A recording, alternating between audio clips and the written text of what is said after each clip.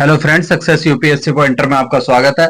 आज हम घटना चक्र का ये घटना चक्र पीवाईक्यू की सीरीज चल रही है। घटना चक्र सोल्व कर रहे हैं हम इसमें, और इसका आज जो चैप्टर होगा वो होगा चोल चोल पल्लव और चालुक्य पांड्य, इन सब का कंबाइन त्रिकोणीय जो एंगल बनता है उस पे हम इसको डिस्कस करेंगे। और इसके पीवाईक्यू जितने भी है, यूपीएससी हो, यूपीपीसीएस हो, बीपीएससी हो, उत्तराखंड पीसीएस हो, एमपीपीसीएस हो, आरएएस हो, जितने स्टेट एग्जाम होते हैं सबसे रिलेटेड होगा ये। और हिस्ट्री की सीरीज चल रही है और इसमें एंशिएंट हिस्ट्री का ये हम क्वेश्चन सोल्व करने जा रहे हैं। ठीक है फ्रेंड्स, तो चलते हैं हम क्वेश्चन की ओर। नवी नवी शताब्दी में निम्नलिखित में से किसके द्वारा चोल साम्राज्य की नींव पड़ी? तो फ्रेंड्स वो पड़ी विजयालय के द्वारा, क्योंकि चोल साम्राज्य की स्थापना विजयालय ने की थी, जो आरंभ में पल्लवों का एक सामंती सरदार था। उसने 850 ईस्वी में तंजौर को अपने अधिकार कर लिया। इस समय पल्लवों एवं पांड्यों में निरंतर संघर्ष चलता रहा। पांड्यों की निर्बल स्थिति का लाभ उठाकर उसने विजयालय ने तंजौर पर अधिकार जमा लिया तथा वहां उसने दुर्गा देवी का एक मंदिर का निर्माण कराया। ठीक है, नेक्स्ट क्वेश्चन क्या है इसमें फ्रेंड्स? निम्नलिखित में से किस मंदिर परिसर में एक भारी भरकम नंदी की मूर्ति है जिसे भारत की विशालतम नंदी मूर्ति माना जाता है? तो फ्रेंड्स वो है बृहदेश्वर मंदिर। चोल स्थापत्य के उत्कृष्ट नमूने तंजौर के शैव मंदिर के राजेश्वर या बृहदेश्वर नाम से प्रसिद्ध है।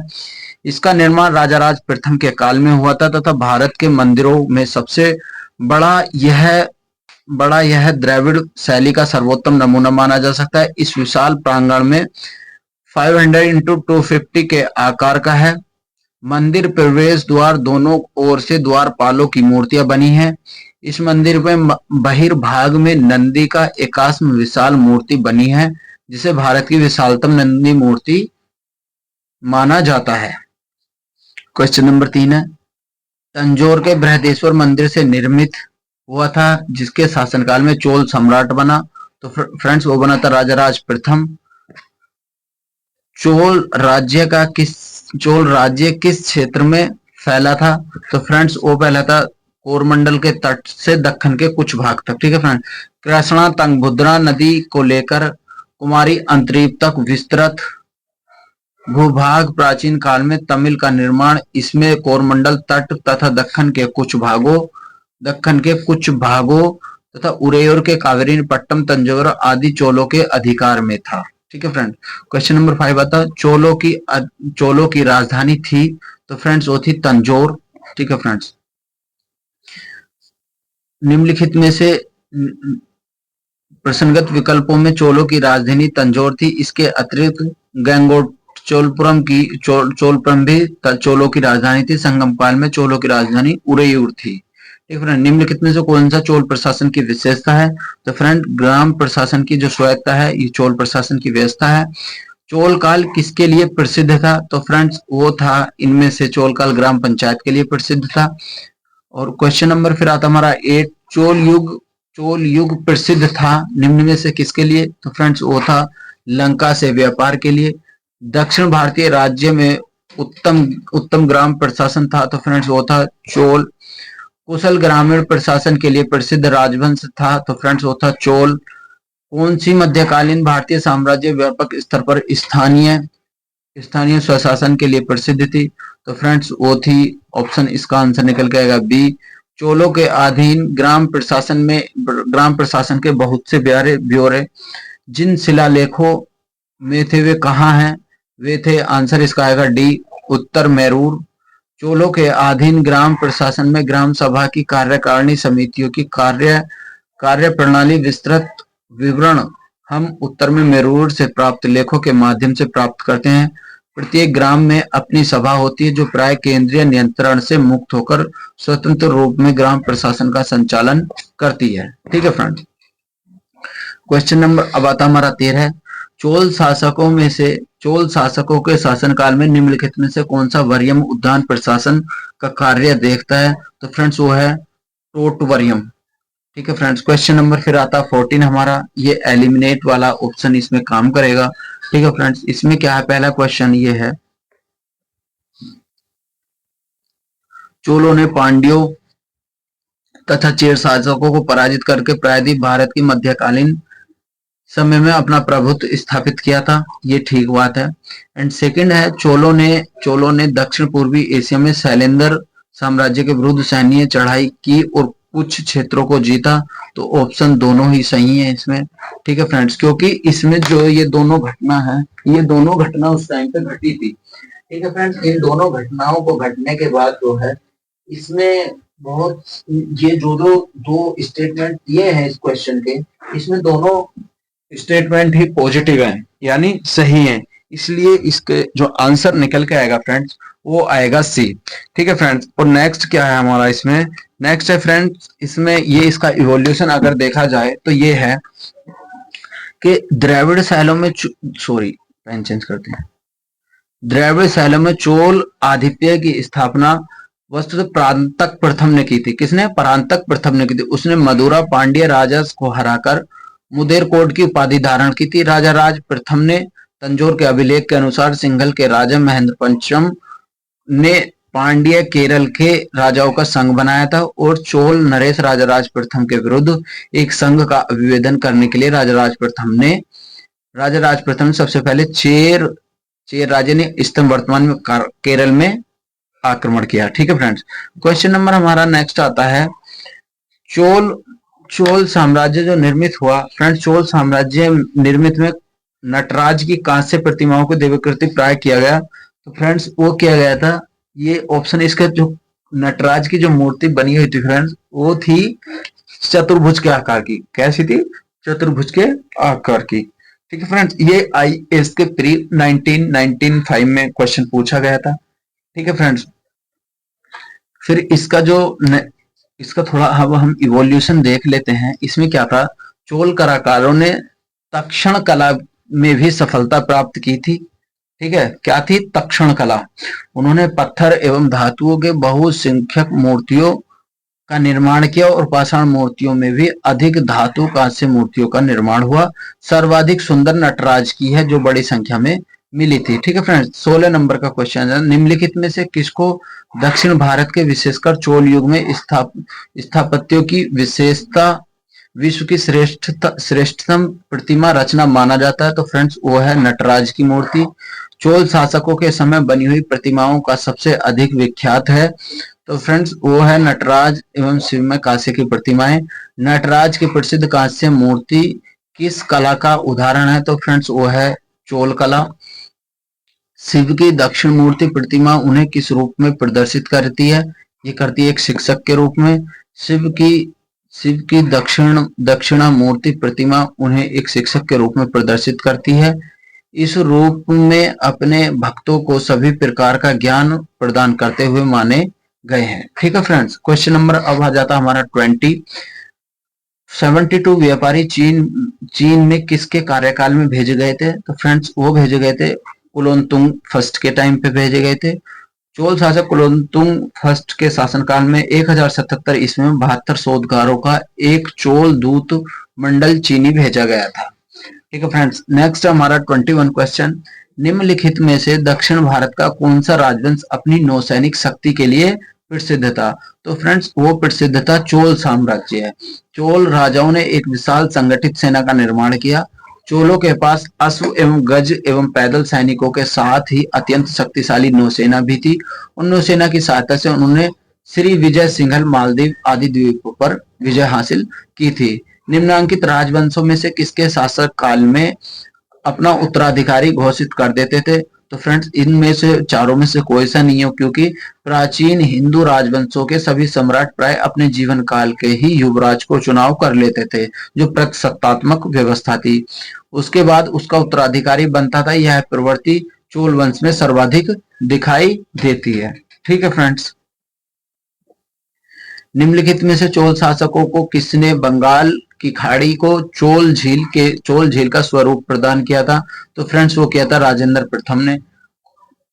राजेंद्र प्रथम की जो मृत्यु के बाद उसकी योग्यता पुत्र राजेंद्र प्रथम सम्राट बना। ठीक है फ्रेंड, उसने अपने पिता साम्राज्यवादी नीति को आगे बढ़ाया और राजेंद्र प्रथम का काल जो था वो चोल शक्ति का चरमोत्कर्ष पर था। और राजेंद्र प्रथम के बारे में कहा गया उसने बंगाल की खाड़ी को चोल झील का स्वरूप प्रदान किया था। 1017 ईस्वी में उसने संपूर्ण सिंघल द्वीप श्रीलंका को जीत लिया था।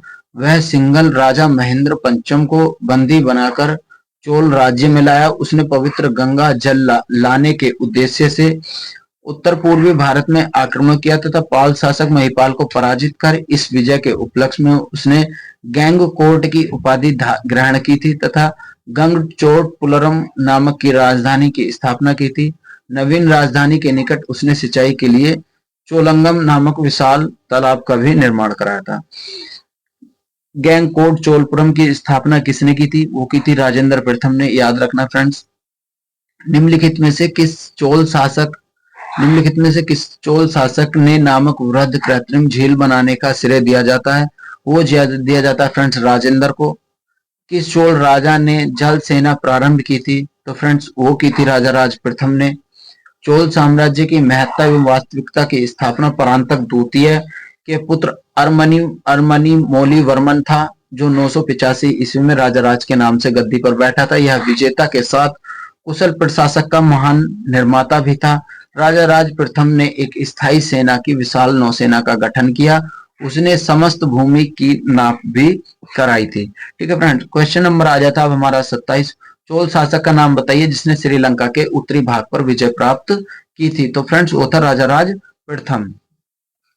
चोल शासक राजा राज प्रथम ने सिंघल पर आक्रमण करके उत्तरी सिंघल को जीतकर अपने राज्य में मिला लिया। विजित क्षेत्रों में राजा राज एवं अनुराधापुर को नष्ट कर और पलनरोवा को इस क्षेत्र में राजधानी बनाया। इसका नाम जन्नाथ मंगलम तथा जन्नाथ मंगलम रखा। ठीक है फ्रेंड्स। क्वेश्चन नंबर फिर देखते हैं 28। चोल राजाओं में से किस एक ने सीलोन पर विजय प्राप्त की थी? तो फ्रेंड्स वो की थी राजेंद्र प्रथम ने। चोल राजाओं ने प्रथम सिंघल द्वीप या श्रीलंका विजय का कार्य पूर्ण किया था। यद्यपि राजा राज प्रथम ने श्रीलंका पर आक्रमण कर वहां के कुछ प्रदेशों पर अपना अधिकार लिया था, किंतु संपूर्ण श्रीलंका पर उसका अधिकार नहीं हो पाया था। राजेंद्र प्रथम ने वहां के शासक महेंद्र पंचम को बंदी बनाकर चोल राज्य भेज दिया, जहां 12 वर्ष में उसकी मृत्यु हो गई थी। क्वेश्चन नंबर फिर देखते हैं 29, जो यूपीपीसीएस 2012 में हाल ही में पूछा गया था। वह चोल राजा कौन था जिसने श्रीलंका पर पूर्ण स्वतंत्रता दी थी और सिंघल राजकुमार के साथ अपनी पुत्री का विवाह किया था? वो था कुलोत्तर फर्स्ट। कुलोत्तर फर्स्ट के समय श्रीलंका राजा विजयबाहु ने अपनी स्वतंत्रता घोषित की, किंतु कुलोत्तुंग प्रथम ने श्रीलंका को चोल प्रभाव की प्राप्ति किसी कटुता का प्रदर्शन नहीं किया। उसने अपनी पुत्री का विवाह श्रीलंका के राजकुमार वीरो पेरुमाल के साथ कर दिया था। अब फ्रेंड्स ये हैं स्टेटमेंट दिए गए हैं। सबसे पहला कथन क्या बोल रहा? हमें चोलों के विषय में उनके पूर्ववर्ती राजवंशों की अपेक्षा अधिक जानकारी है। ये ठीक बात है। चोल शासकों ने मंदिर की दीवारों पर अभिलेख उत्कीर्ण कराने का प्रचलन स्तंभ किया था। ठीक है फ्रेंड्स। तो इसमें दोनों ये ऑप्शन भी ठीक है और सही एक दूसरे की व्याख्या करता है, जिससे हमें उनके पूर्वजों की जानकारी मिलती है। क्वेश्चन नंबर फिर आता है फ्रेंड्स हमारा 31। एक तरफ शब्द है, एक तरफ हमारा विवरण है। इनमें से क्या बताना है, कौन से सही सुमेलित हैं?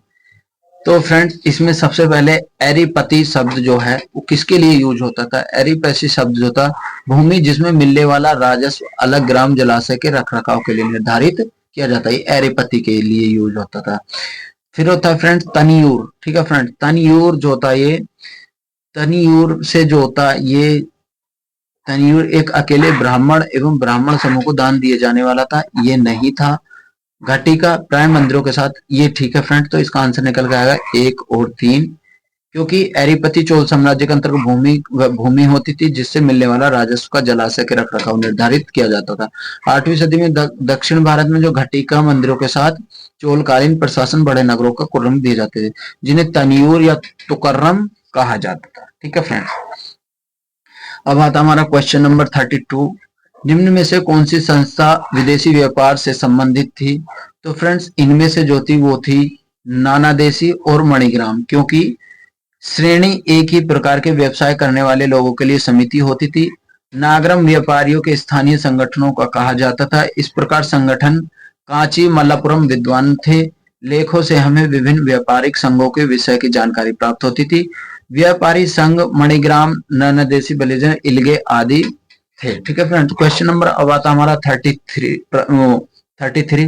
प्राचीन भारत में निम्नलिखित में कौन सा महत्वपूर्ण व्यापार केंद्र उस व्यापार मार्ग था जो कल्याण वेगी से जोड़ता था? तो ठीक है फ्रेंड्स, इसमें चलता है हमारा, फिर हमारा ऑप्शन निकल के आएगा फर्स्ट, तागी। ठीक है फ्रेंड, क्वेश्चन 34 है, चालुक्य वंश का सबसे महान शासक कौन था? तो फ्रेंड्स वो था पुलकेशिन द्वितीय। इसमें क्या था, पुलकेशिन द्वितीय चालुक्य वंश के शासकों में सर्वाधिक योग्य तथा शक्तिशाली था। उसने 610 ईस्वी से 642 ईस्वी तक शासन किया। उसकी उपलब्धियों का विवरण हमें अहलोक अभिलेख में प्राप्त होता है। क्वेश्चन नंबर 35, निम्नलिखित में से किस वंश द्वारा प्राय महिलाओं के प्रशासन में उच्च पद प्रदान किए जाते हैं? तो फ्रेंड्स वो किए जाते हैं ऑप्शन नंबर बी, चालुक्य। चालुक्यों के शासनकाल में प्राय महिलाओं को उच्च पदों पर नियुक्त किया जाता था। विजातीय प्रथम के भाई चंद्रादित्य की रानी विजय भट्टारिका ने अपने नाम से 2 ताम्रपत्र लिखवाए। वह एक अच्छी कावित्री थी और विजयादित्य की अपनी छोटी बहन कुमकुम देवी के कहने पर एक विद्वान ब्राह्मण को एक गांव में दान दिया था। कीर्तिवर्मन द्वितीय की महारानी महादेवी एवं उसके साथ रक्तपुर के स्कंधावर में उपस्थित रहने का उल्लेख मिलता है। इस वंश की विजय भाट्टिकारिकता कुशलता पूर्वक शासन का संचालित किया गया।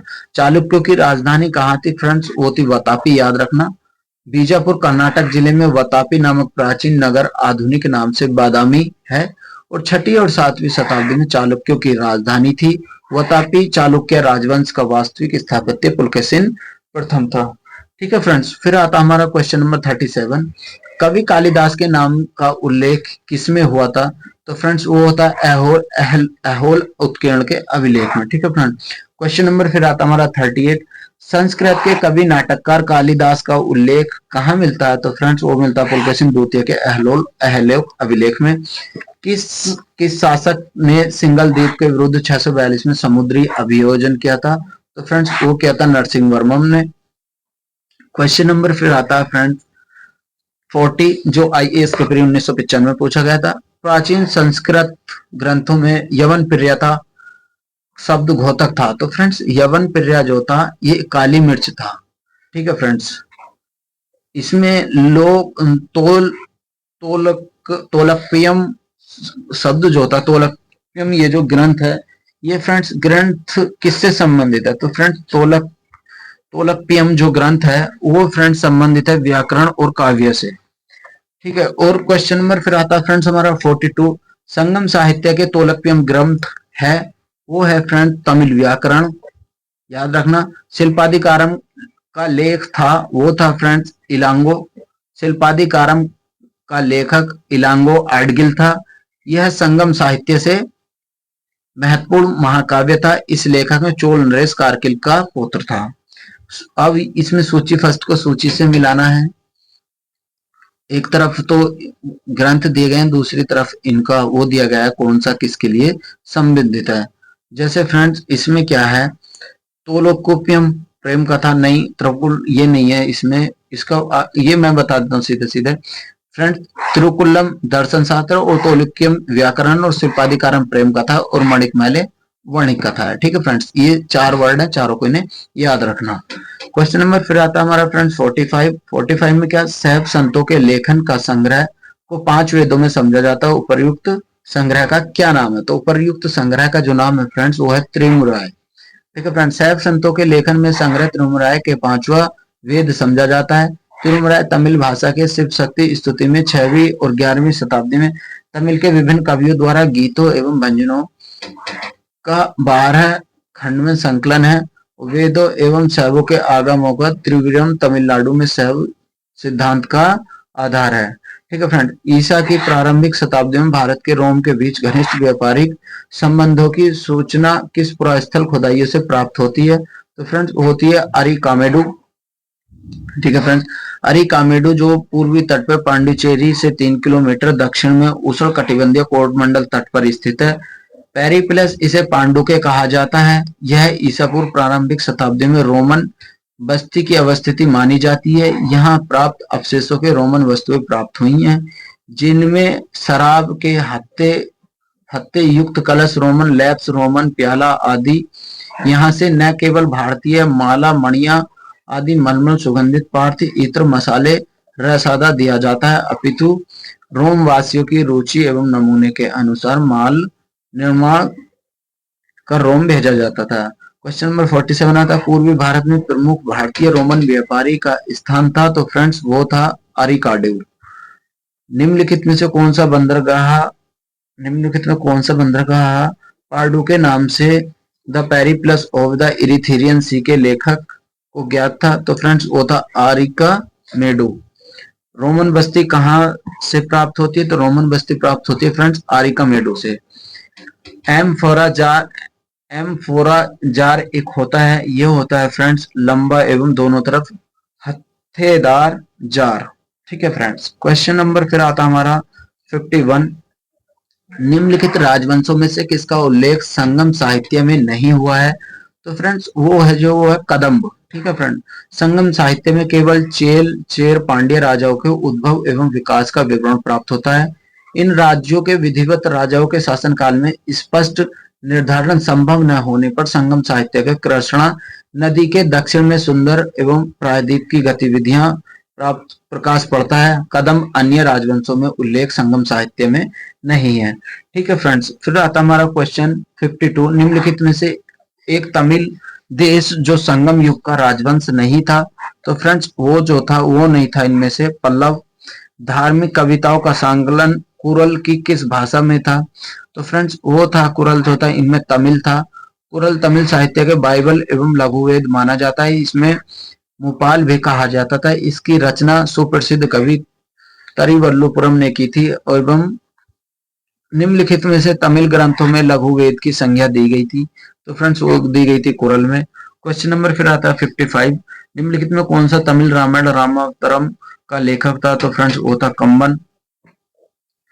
मध्यकालीन भारत के सांस्कृतिक इतिहास के संदर्भ में कथनों पर विचार कीजिए। इसमें क्या फ्रेंड्स, तमिल क्षेत्र के सिद्ध एकस्वरवादी मूर्ति पूजा की निंदा करते थे, सही बात है। कन्नड़ क्षेत्र में लिंगायत पुनर्जन्म के सिद्धांत पर प्रश्न चिन्ह लगाते थे और जाति अधिक्रम होता था। तो फ्रेंड्स ये दोनों ऑप्शन सी 1 और 2 सी ठीक है। ठीक है फ्रेंड्स। अब सूची फर्स्ट को सूची सेकंड से मिलाना है। फ्रेंड्स इसमें अगर तुम्हारे को 1 या 2 का भी पता है तो भी आप इसमें गेम कर सकते हो। जैसे गुप्त, चंदेल, पालुक्य एवं पल्लव आदि कहाँ कहाँ थे। जैसे अभी इसमें हमें पता होना चाहिए गुप्त कहाँ थे। तो गुप्त गुप्त जो था सूची फर्स्ट को मिलाना। जैसे हम तो फ्रेंड्स पता होने गुप्त कहाँ है, देवगढ़। ठीक है फ्रेंड्स। फिर जैसे मेरे को ये भी पता है, फिर मुझे दूसरा किसका पता है, दूसरा मुझे फ्रेंड्स इसका पता है, दूसरा मुझे फ्रेंड्स जैसे चंदेला, चंदेल, बादामिता भी पढ़ा था। तो ऐसे करके हम अगर इनको एलिमिनेट करेंगे तो ये कटेगा, आंसर निकल के आएगा हमारा ए। ठीक है फ्रेंड्स। ऐसे करके हमें आना चाहिए। जैसे गुप्त जो था देवगढ़ था, चंदेल खजुराहो था और चालुक्य बादामी था और पल्लव पैनवाले था। ठीक है फ्रेंड्स। क्वेश्चन फिर आता हमारा 58 क्वेश्चन क्या है फ्रेंड्स, 58 क्वेश्चन में बताया गया निम्नलिखित में से कौन सा प्राचीन भारत में व्यापारियों का निगम था? तो फ्रेंड्स इनमें था मणिग्राम। मणिग्राम क्या है, दक्षिण भारत के नगरों में व्यापारियों के विभिन्न संगठन थे। जैसे मणिग्राम, वलिंजर आदि चोल राजाओं ने ब्राह्मणों को दान दिए थे। नए ग्राम चतुर्वेदी मंगलम कहा जाता था। क्वेश्चन नंबर 59 क्या बोल रहा है फ्रेंड्स, दक्षिण भारत में प्रसिद्ध तकोल्लम का युद्ध हुआ था। तो फ्रेंड तकोल्लम का जो युद्ध हुआ था वो हुआ था चोल और राष्ट्रकूटों के मध्य। इनमें क्या था, चोल शासक जो था परांतक अंतिम था। अंतिम दिनों राष्ट्रकूट शासक कौन था, वो शासक था कृष्ण थर्ड। दोनों के मध्य जो पश्चिमी गंगों की सहायता से तकोल्लम का युद्ध हुआ और इसमें तकोल्लम के युद्ध में चोल परास्त हुए। तंजौर पर अधिकार कर लिया। कृष्ण थर्ड ने इस उपलक्ष्य में तंजीर कोंडू की उपाधि धारण की थी। ठीक है फ्रेंड्स, याद रखना। चोल साम्राज्य को अंततः किसने समाप्त किया? तो फ्रेंड्स इनमें से ना तो इनमें कोई भी नहीं है जिसमें चोल साम्राज्य, इसमें क्या है 1250 के आसपास होयसेल और पांड्य राज्य राजाराज प्रथम तृतीय को परास्त करके चोल राजा पांड्यों के अधीनता लगभग 1279 ईस्वी तक शासन करते रहे। उसके पश्चात चोल राज्य में स्वतंत्रता अस्तित्व का कोई प्रमाण नहीं मिलता। मलिक काफूर ने लगभग 1310 में दक्षिण की विजय की थी, जिसमें उसने यादव और काकतीय होयसेल पांड्य राजाओं को जीता। फिर भी प्रश्नानुसार इनका निकटतम विकल्प डी था। ठीक है फ्रेंड। संगम युग में उरेयूर किसके लिए विख्यात था? तो फ्रेंड्स वो था कपास के व्यापार के लिए महत्वपूर्ण केंद्र था। पांड्य राज्य किस जीवन रेखा में कौन सी नदी थी? तो फ्रेंड्स वो थी वेगी नदी। पांड्य राजाओं के जीवन रेखा में वेगी नदी थी। पांड्य राज्य कावेरी का दक्षिण स्थित था। इसमें आधुनिक मदुरा तिरुनेलवेली जिले में त्रावणकोर के कुछ भाग शामिल था। इसकी राजधानी मदुरा थी। वेगी नदी वाला प्रदेश अपनी उर्वरता के लिए प्रसिद्ध था। क्वेश्चन नंबर फिर आता है 63, निम्नलिखित में से कौन सा संगम पतन पश्चिमी तट पर स्थित था? तो फ्रेंड्स वो था इनमें से एक तो तोड़ी था, दूसरा मुसीरी था। ठीक है। एक ज्ञात ग्रीक नाविक द्वारा रचित प्रसिद्ध पुस्तक पेरिप्लस ऑफ द एरिथ्रियन सी में प्राचीन काल के विभिन्न बंदरगाहों की सूची मिलती है। इसमें नोरा, तोंडी, मुसीरी, नेलिसांडा पश्चिमी तट पर प्रमुख बंदरगाह थे। क्वेश्चन नंबर फिर आता संगम कालीन साहित्य में केन और मनन किसके लिए प्रयुक्त होते थे? तो फ्रेंड्स ये होते थे राजा के लिए। तृतीय संगम युग हुआ था, तो फ्रेंड्स ये हुआ था मदुरई। ठीक है फ्रेंड्स। इसमें क्या था, संगम का तात्पर्य कवियों को जो था गोष्ठी से था। इन गोष्ठियों में कवियों द्वारा रचा गया था। संगम साहित्य कहलाता था। इस युग में दक्षिण भारत के पांड्य राजाओं को संरक्षण में 3 संगम आयोजित किए जाते थे। प्रथम आता है फ्रेंड राजस्थान के मदुरई, और संगम का आता है, द्वितीय संगम हुआ था कपटपुरम में, और तृतीय हुआ था मदुरई में हुआ था। ठीक है फ्रेंड्स। किस ऋषि के बारे में कहा जाता है कि उन्होंने दक्षिण भारत का आर्यकरण किया, उन्हें आर्य बनाया गया? तो फ्रेंड्स वो है अगस्त्य। ठीक है फ्रेंड। क्वेश्चन नंबर फिर आता है 67। एक तरफ सूची फर्स्ट है, दूसरी तरफ सूची सेकंड है। इनको आपस में मिलाना है। जैसे मैंने अभी बताया था, चालुक्य बताया, पल्लव भी बताया था। चालुक्य इससे मिलेगा फ्रेंड्स, क्या बोलते हैं, चालुक्य मिलेगा फ्रेंड्स इससे, बादामी से मैंने अभी बताया था। तो ऐसे करके इसमें दिया हुआ है। चालुक्यों की राजधानी बादामी थी। पुलकेशिन द्वितीय ने इनके सबसे प्रतापी राजा था। रवि कीर्ति रचित द्वारा ऐहोल इतिहास का पल्लवों की राजधानी कांचीपुरम थी। हर्ष ने अपनी बहन राज्यश्री के साथ संयुक्त रूप से कन्नौज पर शासन का किया और पांड्यों को राजधानी मदुरई थी। अब आता आईएएस का प्री 2020 का क्वेश्चन, इसको देखते हैं फ्रेंड। इसको क्या बताना, घटनाओं को प्राचीन क्रम और सही क्रम में सेट करना। राजा भोज के अधीन प्रतिहारों का उदय हुआ। अच्छा।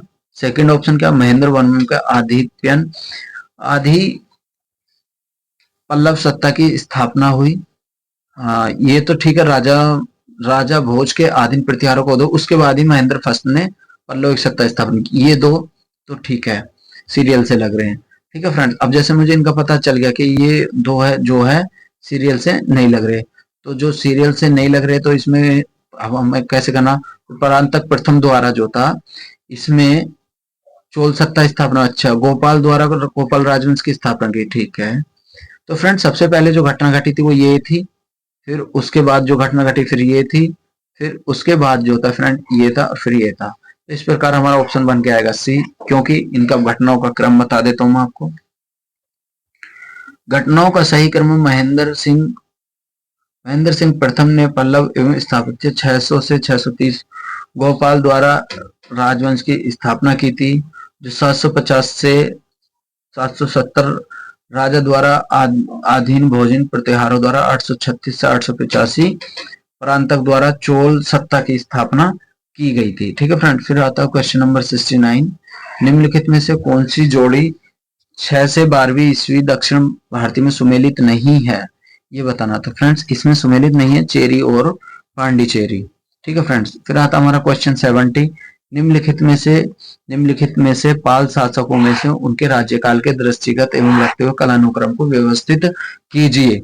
तो फ्रेंड्स इनको व्यवस्थित करना, तो पहले आएगा महेंद्र सिंह वर्मन 600 से 630, फिर आएगा फ्रेंड्स सेकंड आएगा नरसिंह वर्मन फर्स्ट 630 से 688, परमेश्वर वर्मन, फिर आएगा फ्रेंड्स ये 670 से 700 तक, और फिर आएगा नंदी वर्मन सेकंड का राज्य काल चलेगा फ्रेंड्स, इसमें चलेगा इनका 731 से 795 ईसा पूर्व तक। ठीक है फ्रेंड्स, इस प्रकार हमारा ये निकल के आएगा आंसर ए। ठीक है फ्रेंड्स, इसको तुम ये किसी अपनी छोटी स्लिप पे लिख लेना और उसको कर लेना।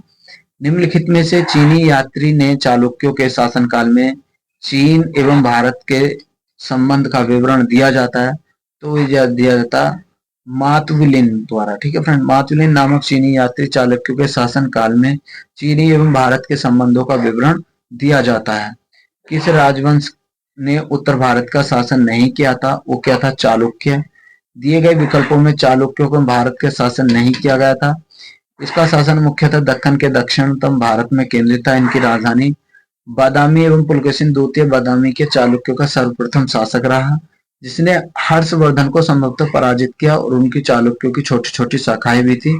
सबसे महत्वपूर्ण कल्याणकारी ये चालुक्य थे। ठीक है फ्रेंड्स, फिर आता हमारा क्वेश्चन नंबर 73। निम्नलिखित में से किस राजा ने अपने स्त्रियों को पशुओं पर क्रूरता पर प्रतिबंध लगाने के लिए काशी क्षेत्र भेजा था? किस राजा ने अपने मंत्रियों को? तो फ्रेंड्स वो थे चालुक्य के राजा कुमारपाल ने। क्वेश्चन नंबर फिर आता, कदम्ब राजाओं की राजधानी कहाँ थी? सीधा सीधा ऑप्शन था इसका है वनवासी राजधानी थी। निम्नलिखित में से कौन सा काकतीय राज्य के अति महत्वपूर्ण समुद्र पत्तनम था? तो फ्रेंड्स वो था समुद्र पत्तन का जो था वो था मोटुपल्ली। मोटुपल्ली जो थे काकतीय राजवंश के प्रति महत्वपूर्ण समुद्र पतन था। यह समुद्र पतन जो था फ्रेंड्स वर्तमान में आंध्र प्रदेश के कृष्णा जिले में स्थित था। इटली यात्री ने मार्को पोलो का स्थान दौरा किया, और मार्को पोलो ने जो था काकतीय राजाओं के शासनकाल का दौरा किया और आंध्र प्रदेश के समृद्धि शक्ति के बारे में उल्लेख किया। 13वीं शताब्दी के मध्य गणपति राजाओं द्वारा जारी मोटुपल्ली शिलालेख से ज्ञात होता है कि इसने पतन के कपूर, गुलाब जल, दांत मोती, मूंगा रेशा के काली मिर्च आयात निर्यात किया जाता है। ठीक है फ्रेंड, फिर आता हमारा क्वेश्चन नंबर 76। 76 में क्या फ्रेंड, दक्षिण भारत में निम्नलिखित राजवंश में से किसने रोम राज्य में एक दूत 26 ईसा पूर्व भेजा था? तो फ्रेंड वो तो पांड्य ने भेजा था। क्वेश्चन नंबर फिर आता हमारा अगला, मीनाक्षी मंदिर स्थित है? तो मीनाक्षी मंदिर फ्रेंड्स वो स्थित है मदुरई में। कहाँ स्थित है फ्रेंड्स? मदुरई में। मीनाक्षी मंदिर मदुरई में स्थित है। धातव्य है कि मदुरई मंदिर पांड्यों की राजधानी थी। संगम काल के प्रथम एवं तृतीय यही आयोजित किए गए थे, जिनकी अध्यक्षता क्रमशः आचार्य अगस्त्य एवं नकीर ने की थी। मीनाक्षी मंदिर यहाँ अवस्थित है। इसका ऑप्शन है फ्रेंड्स सी, मदुरई। सुमेलित कीजिए, मीनाक्षी मंदिर कहाँ स्थित है फ्रेंड्स? वो मदुरई में है। ये बी आएगा ए का। टू कौन से में? तो इसमें ये एलिमिनेट होके कट जाएगा। ठीक है फ्रेंड्स, फिर आता है क्वेश्चन नंबर हमारा 80। लास्ट क्वेश्चन है इसका ये, दक्षिण भारत के मंदिरों में दक्षिण भारतों के आकर्षक द्वार क्या कहलाते थे? तो फ्रेंड्स वो कहलाते थे गोपुरम। दक्षिण भारत द्वारा गोपालपुरम पांड्य को जो था चोल राज्य के द्रविड़ शैली में प्राप्ति रही है।